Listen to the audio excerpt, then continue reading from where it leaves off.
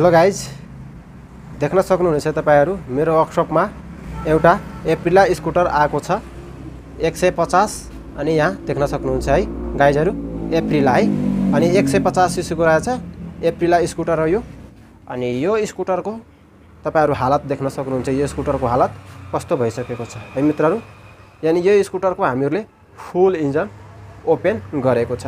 यहाँ देख्न सक्नुहुन्छ तपाईहरु यसको टायर यहाँ रहेको छ है, यसको कत्रो ठुलो टायर छ यहाँ देख्न सक्नुहुन्छ है मित्रहरु।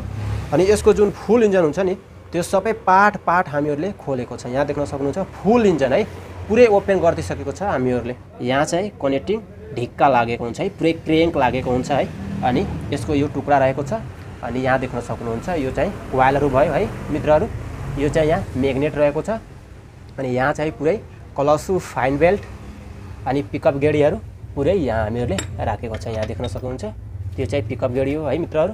अनि यो चाहिँ फाइन बेल्ट, यो चाहिँ क्लसुहरु अनि पुरै यानी कि फुल इन्जिनको पुरै टुक्रा टुक्रा पार्ट्सहरु हामीहरुले खोलेर यहाँ पुरै राखिदिसकेको छ। यहाँ देख्न सक्नुहुन्छ। अनि यो स्कुटर चाहिँ धेरै कुदेको छैन, म किलोमिटरमा तपाईहरुलाई देखाइदिन्छु। यहाँ देख्न सक्नुहुन्छ यो धेरै खासै धेरै चलेको छैन, देख्न सक्नुहुन्छ है मित्रहरु 16639 यानी कि लगभग 17000 किलोमिटर चलेको रहेछ यो स्कुटर। खासै धेरै कुदेको छैन यो स्कुटर, तैपनि यो स्कुटरमा फुल इन्जिन खोल्नु पर्ने समस्या आइसक्यो है मित्रहरु। देख्न सक्नुहुन्छ है पुरै फुल इन्जिन ओपन हामीहरुले गर्दिसकेको छ यो, यानी कि पुरै टुक्रा टुक्रा हामीहरुले खोलेर राखेको छ। यहाँ देख्न सक्नुहुन्छ है मित्रहरु। अनि यो स्कुटरमा धेरै ठुलो प्रब्लम थियो इन्जिनको रिलेटिभ। अनि यहाँ चाहिँ हाम्रो क्रेङ्क बेरिङ लागेको हुन्छ, यहाँ पनि हाम्रो क्रेङ्क बेरिङ हुन्छ। अनि जुन क्रेङ्क छ नि त्यो हामीहरुले लेथमा दिइसकेको छ बनाउनलाई। अनि यहाँनिर चाहिँ हाम्रो हेड अनि ब्लक दुबै लेथमा हामीहरुले दिएको छ बनाउनलाई। अनि यहाँ देख्न सक्नुहुन्छ कार्बोरेटरहरु अनि पुरै इन्जिनको सानो सानो पार्ट पुर्जाहरु हामीहरुले यहाँ खोलेर राखेको छ।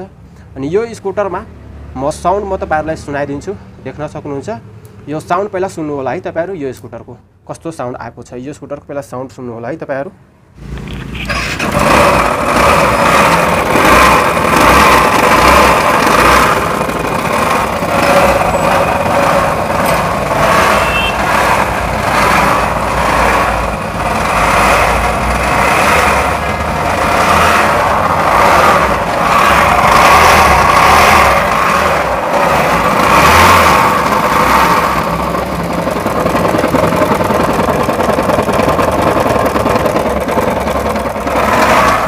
अनि पुरै फुल इन्जिन हामीहरुले प्रोपर तरिकाले बनाउने हो, एकदम ओरिजिनल सामान हालेर।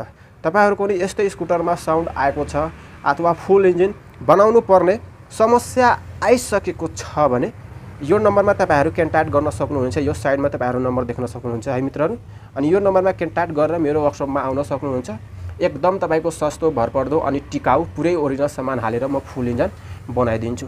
त ल मित्रहरु यस्तै जानकारीको लागि प्लिज मेरो च्यानललाई सब्स्क्राइब गर्नु होला।